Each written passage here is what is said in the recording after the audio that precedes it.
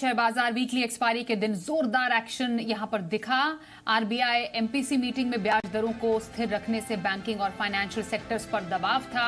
कारोबार के अंत में सेंसेक्स 307 अंक फिसलकर 65,688 पर बंद हुआ, तो निफ्टी 79 अंक गिरकर 19,543 के लेवल पर क्लोज हुआ। बैंक निफ्टी 338 अंक टूटकर 44,541 पर बंद हुआ। कैसा रहा आज बाजार में एक्शन, बता रहे हैं हमारे सहयोगी वरुण दुबे। देखिए, बाजार में आज दबाव के साथ कारोबार देखने मिला और इसके तीन बड़े कारण हैं। सबसे पहला, ग्लोबल संकेत कमजोर थे। ओवरनाइट यूएस के मार्केट से खासकर जो क्यूज आए थे वो कमजोर थे, उसका असर शुरुआत में देखने मिला। लेकिन उसके बाद जब आरबीआई पॉलिसी आई, उसके बाद अगर आप देखेंगे तो गिरावट जो है वो और गहराई, खासकर बैंक्स को जो इंक्रीमेंटल सीआरआर रखने को कहा गया, उसके बाद अगर आप देखेंगे तो बैंकिंग स्टॉक्स में दबाव आया और वहीं से मार्केट में सबसे ज़्यादा दबाव आया है।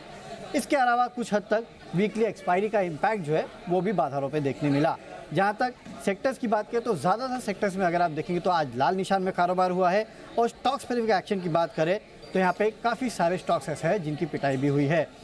गेनर्स की बात करूँ अगर मैं, तो अडानी ग्रुप के स्टॉक्स, वहाँ थोड़ी खरीदारी थी। अडानी एंटरप्राइजेस, अडानी पोर्ट में खरीदारी थी। इंडसइंड बैंक, जेएसडब्ल्यू स्टील जैसे काउंटर्स है जहाँ पे खरीदारी थी। लेकिन लूजिंग एंड पे देखिए, खासकर एफएमसीजी काउंटर्स थे। एशियन पेंट्स, आईटीसी जैसे काउंटर्स जो है निफ्टी के टॉप लूजर्स थे। ब्रिटानिया में गिरावट थी। कोटक बैंक को भी अगर आप देखेंगे तो वहाँ पर गिरावट देखने मिली। खबरें काफ़ी सारी थी आज के दिन में। और सबसे पहले देखिए, सबसे बड़ी खबर जो आज आई है वो जी एंटरटेनमेंट और सोनी के मर्जर को एनसीएलटी से जो अप्रूवल मिला, उसके बाद जी एंटरटेनमेंट के स्टॉक में ज़ोरदार उछाल देखने मिला। इसके अलावा फोर्स मोटर्स नतीजों के बाद स्टॉक में तेज़ी थी। वहीं मैक्स फाइनेंशियल में अगर आप देखेंगे तो नतीजे और साथ ही साथ एक्सिस की मैक्स लाइफ के साथ जो डील हुई है उसका इम्पैक्ट देखने मिला और इस स्टॉक में भी ज़ोरदार तेज़ी थी। गिरावट ड्रीम फोक्स, कल नतीजे आए थे, कल भी गिरा था, आज एक फॉलोअप सेलिंग देखने मिली। ग्रैनुअल्स और पीडियालाइट नतीजों का इम्पैक्ट इन काउंटर्स में भी देखने मिला। इसके अलावा कैश के कुछ और गेनर्स की बात करें तो Jubilant Pharmova, Johnson control, safari industries, brigade जैसे काउंटर्स से जहाँ पे खरीदारी थी।